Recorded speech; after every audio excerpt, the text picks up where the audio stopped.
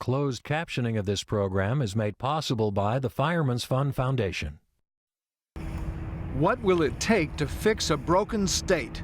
Californians are searching for ways to end partisan wrangling and to make government actually work. Spend too much time bickering and too much time arguing. They don't get anything done. There are some new ideas on the table. Tonight, mending broken California.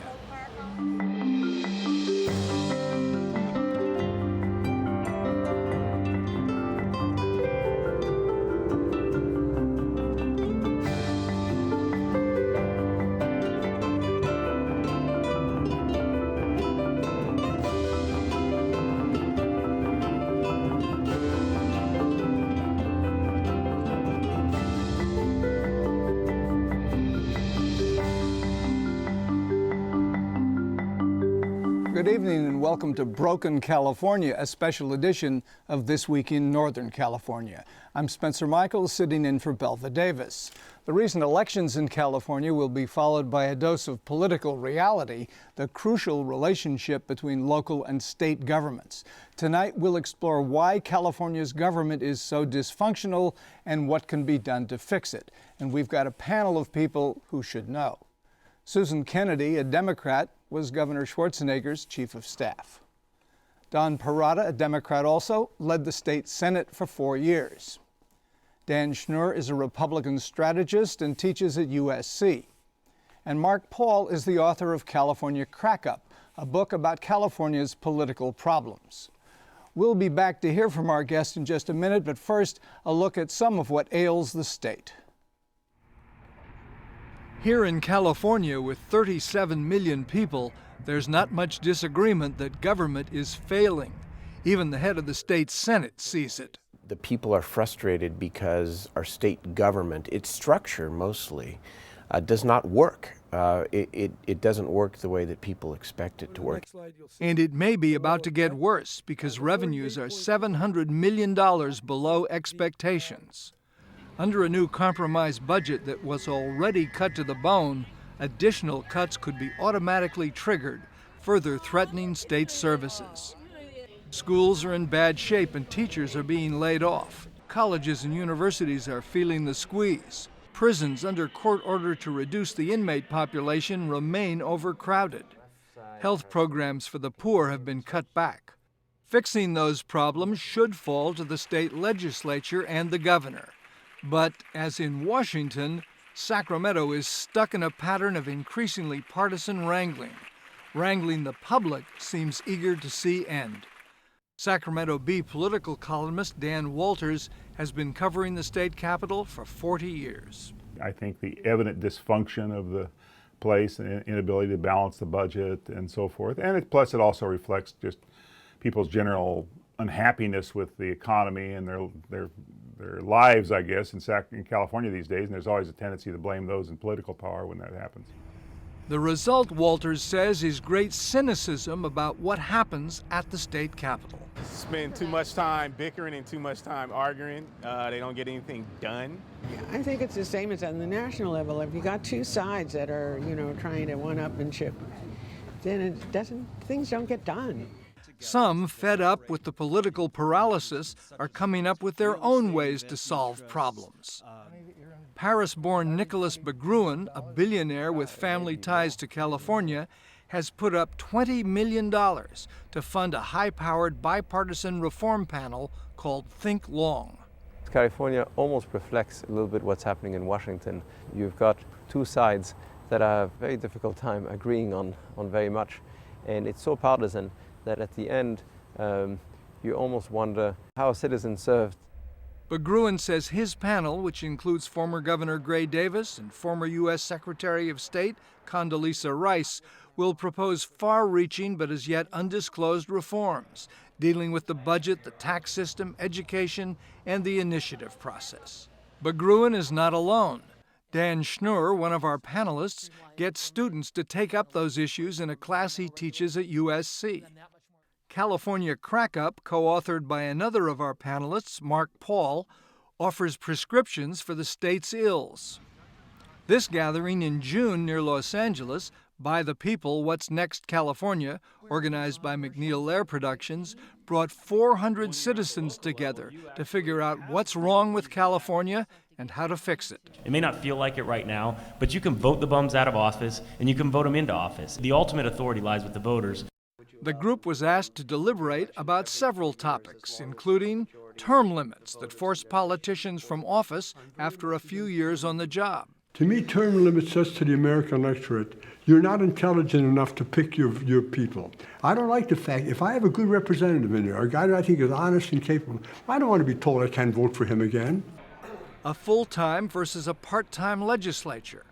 I like part-time because I don't think they're really listening. The ones that are full-time now aren't really listening. I think they're doing part-time already. Proposition 13, the California law that keeps property taxes low and other taxes hard to pass, a law that remains popular. And the requirement that 2/3 of legislators must approve any new taxes. Stanford professor Jim Fishkin polled the conference attendees. There was also a concern for governability. There's a feeling that the 2/3 vote threshold for passing any new taxes was paralyzing action. So taxes are the hardest issue, but people were finding new ways of thinking about how to make the system work. Another hot topic, California's initiative process, a form of direct democracy where citizens or special interests propose laws directly to the voters. Initiatives drew a lot of favorable comment. I think the initiative process is important because I think the people need to have a say in what's going on.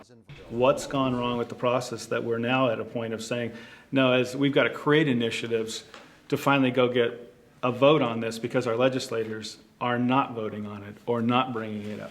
What's gone wrong there? Others argue it often promotes spending without raising revenues and is controlled by special interests. Nicholas Bergruen, who is dubious of the initiative process, ironically plans to finance his own ballot measure so Californians can vote on the reforms his group will propose. So here the idea is to go beyond parties, beyond special interests, and try to come up with a compromise that really benefits all. And because of the initiative process, you can actually do something in California that you probably can't as easily in Washington. But in the past, voters, despite their unhappiness with government, have quashed reform proposals. Still, citizens and politicians alike are under more pressure than ever to fix a broken state. There is at least one reform ballot measure already in the works, but it's not the first time people have tried to tackle these problems. Susan Kennedy, let's start with you. Does it make sense for the people to try to make these reforms, especially after your experience with Governor Schwarzenegger and not making as many reforms as you wanted? Well, the people have to be involved in the reform effort. But what they don't like is when the legislature fails to do its job and puts all questions to the voters, and they can't compromise. Then the voters get angry and they reject all reform measures out of hand. So I think there's a limit to the voters' appetite about what kind of reform they're willing to do. What was it like in the Schwarzenegger administration with Governor Schwarzenegger when you were trying to get some of these reforms through?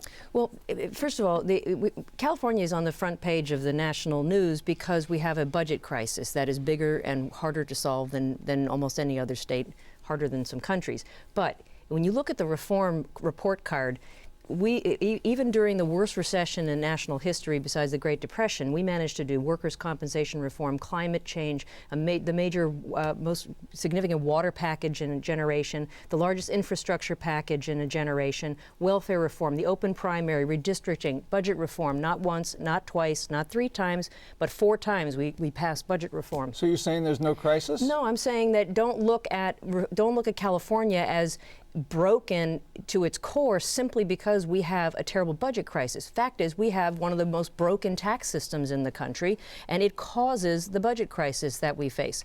Fixing it is a problem because of the political system. That's where we did make change. We changed the primary system. We changed the districts. That is going to be the most significant reform in California in generations because it will change the special interest grip on our legislature, and it will make our elected officials more afraid of the voters in the general election than they are of the primary fight. Well, That's significant. Don Perrotta, as a Democrat, you were in some of these meetings with Susan Kennedy and Governor Schwarzenegger. It still isn't fixed. I mean, despite that list that Susan mentioned, there is still a lot wrong. Is it the partisan wrangling, or is there something more fundamental? Well, we have partisanship when it doesn't even make any sense. Most of it's ideological, though. It's not. We're banked on the left, banked on the right. I think you try to get something done globally that is a big master solution, you're going to get nowhere. I would just start looking at simple things that could be done. If we could get civic mindedness back into the conversation, we could find a point of agreement. So let's say we're going to save the UC system, which is really in trouble and could be lost. If we can agree on the left and right, Republicans and Democrats, on that one thing, we're not going to cut their budget anymore, you are beginning to act away from your own self-interest to a more common interest. But in fact, can you? Why not? Can you do that? Yeah, I mean, it costs money. That's well, why. what would happen if all the special interests stood up and said, this is a priority? This is what we want to get done. Everybody will tell you that the reason that we have a great innovative state is because of our educational system. It's going to go away pretty soon. The other thing I would do is, with elections, ban television advertisements. And we did that with cigarettes because they were a danger to your health. We could use the same theory. But if you were not allowed to put $25 or $30 million on TV to pass an initiative, what would you do? So, and why is that so? That's not going to happen. Well, it's not going to happen. Why not? Because there are a lot of television stations that would miss the revenue. Well, yeah, but they get minimum. They didn't get maximum money from us. We're cheap from the beginning to the end. My point is this.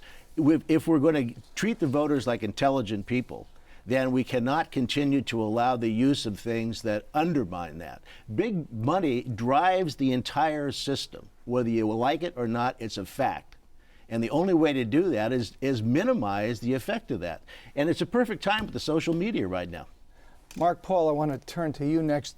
Don Perrotta suggested that the sides are at loggerheads and so forth. But in your book, you say it's not that bad. It's been worse in the past. And if you go through the history of the country, people were always at loggerheads. Maybe we aren't in such a contentious time as we think we are. Well, we're in a very contentious time. The difficulty in California is that our system is not set up to allow us to make decisions during a contentious time. We do not allow the majority in California to actually govern. And we had an election last November. In California, the voters picked a Democrat to be the governor, Democrats to run the legislature. But when they got to Sacramento in January, the first thing they had to do was reach agreement with the people whose ideas the voters had just rejected.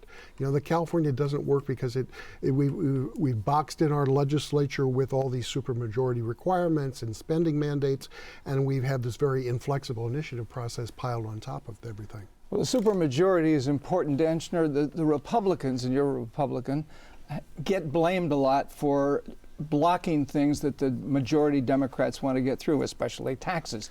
Do the Republicans deserve that blame? This is a perennial part of the political reform debate. If you remember in Washington some years ago, when Republicans controlled the Senate, and then Senate Majority Leader Trent Lott and his allies were greatly frustrated because the Senate was not confirming then President Bush's judges. And they talked about the tyranny of the Democratic minority blocking the majority from being able to enact its will.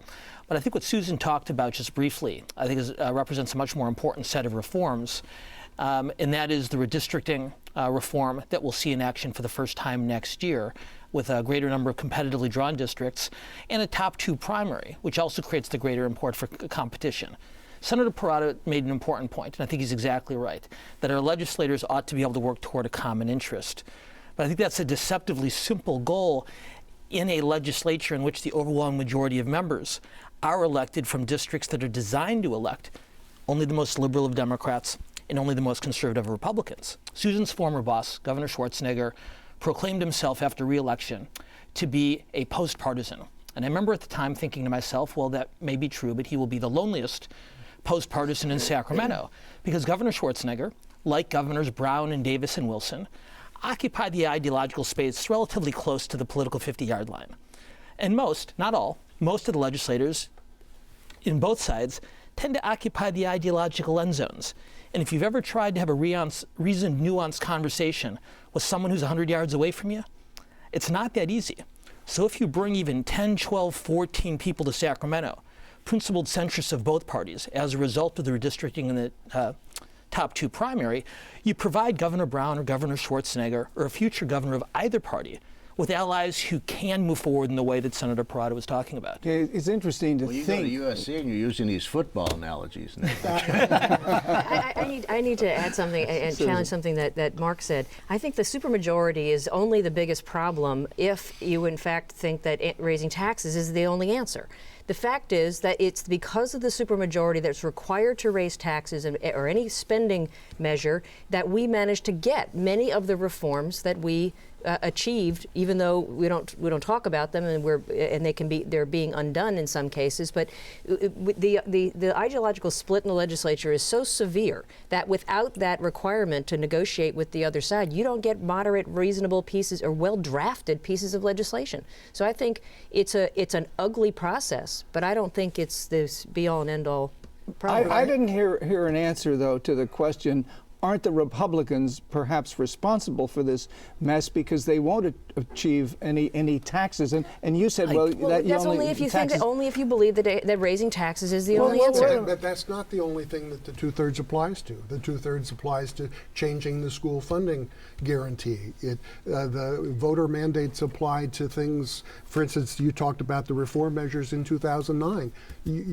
Everybody in Sacramento would have been happy to have passed that budget in February 2009, but the lottery couldn't be changed, the mental health system couldn't be changed, the other things that had to go back to the voters because of an inflexible initiative process. And Spencer, that is as much part as the 2/3 on tax. And Spencer, I apologize if it sounded like I was not answering a question. I guess the point I was trying to make is that a minority party, whether it's Republicans in the California state legislature, current day, or Democrats in the United States Senate some years ago, do have some shared responsibility for governance.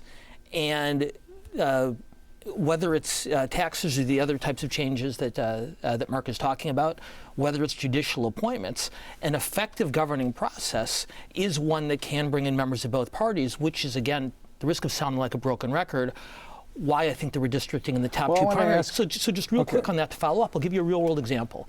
Governor Brown, principled centrist Democrat, last year proposes a budget solution that would have involved allowing Californians to vote on a tax increase and would have involved potentially some significant pension reforms.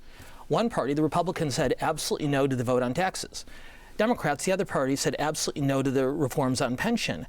You bring in a coalition of people who can cluster around the center with a well-meaning governor, and then maybe you do begin to break some of the logjam we've been talking about. Well, I think that's important. I want to hear from Don Parada a minute.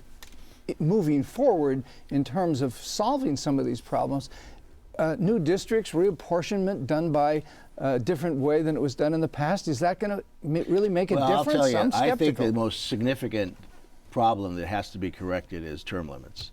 People get elected for very narrow periods of time, and they are lawmakers, so they go up there to make laws, and they make a lot of silly laws.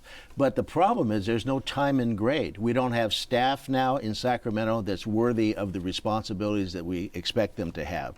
So as long as we're going to have people who do not understand the political process and are not moved by a broader understanding of government, it's over. You can't do it. And that's, in 2006, we passed $40 billion in bonds, the legislature, all required Republican votes. And you know how we got them? They weren't tax increases, but Republicans were voting to spend money. We got them because we got a coalition of interests, from home builders to business people to the labor movement, to work on the problem. And so it's not impossible, but you've got to have everybody pull in the same direction. You're going to see a continuing demise of strong legislative leaders in the future, because the only way a legislator can lead is if people want to be led, and right now they don't.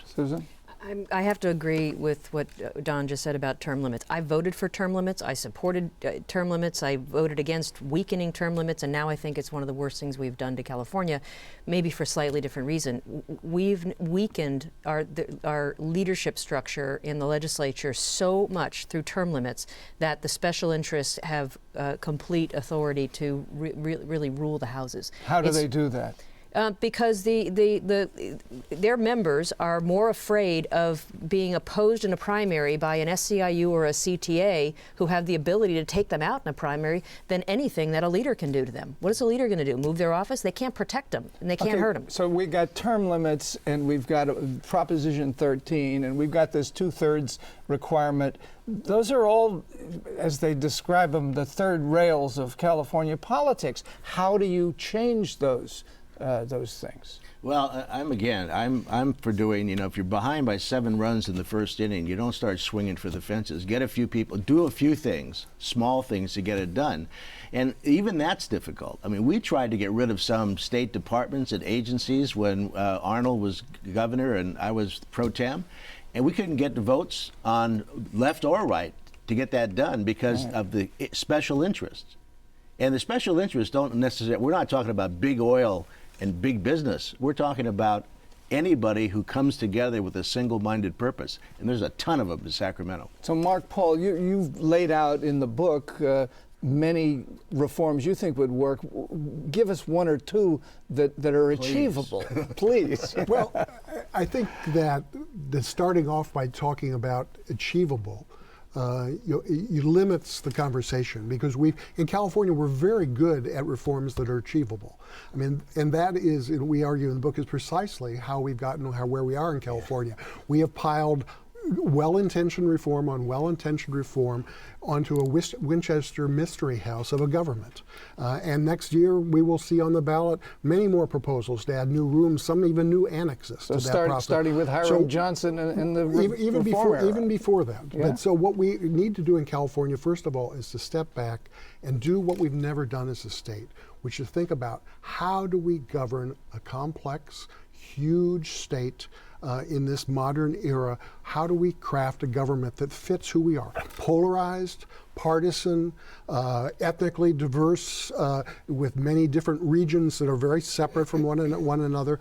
We need to have a real founding in California. That's a hard thing to do, but it's hard to do even easy things in California. That's what Nicholas McGruin with his group Think Long is trying to do. That's what California Forward is trying to do. They're trying to do incremental reform.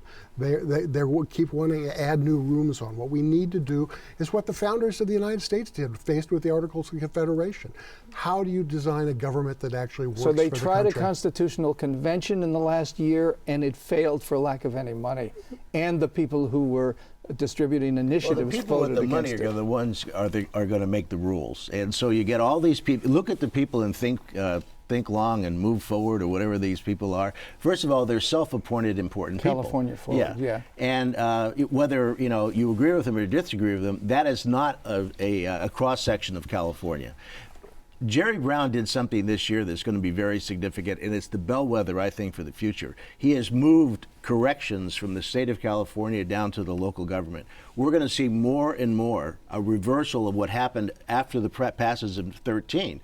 More responsibility is going to be pushed back on local government. Maybe not the funding source, but the responsibility. And that's going to require a great amount of change, because you walk out of your front door and it's going to be staring you in the face.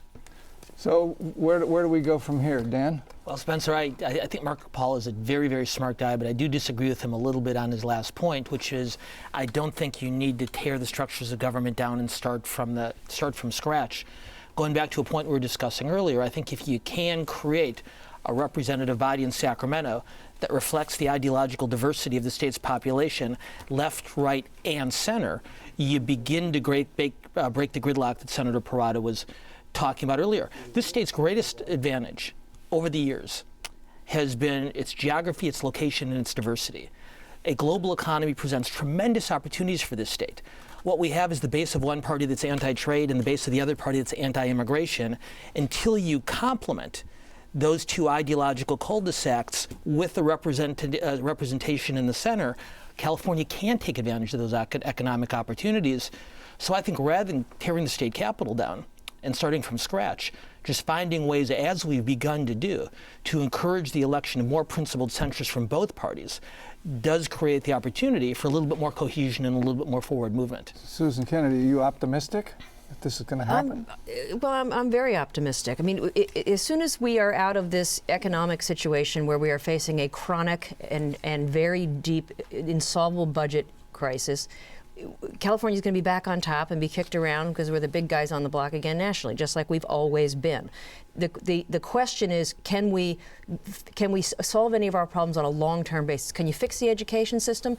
No, because the more money, when you put money into an education system with this taxation, this tax structure we have now, 3 years from now, the next time we have a contraction, you're going to be ripping those dollars out of those programs. You can't fix anything as long as you don't have a tax system that gives you the tools to do so. The tax system is at the heart of our problem. It is the primary reason we have a dysfunctional relationship with local government, and it's the primary reason we have chronic budget deficits. So fix the tax system, and that's not that hard. Taxes is crucial. It's not that hard. Once again, we've proven that we can't fix the state in a half an hour. Anyway, that's all the time we have. So thank you all very much for being here. Good discussion.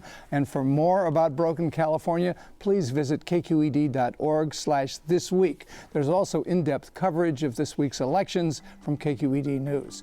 Belva Davis will be back next week. I'm Spencer Michels. Thanks for watching. Good night.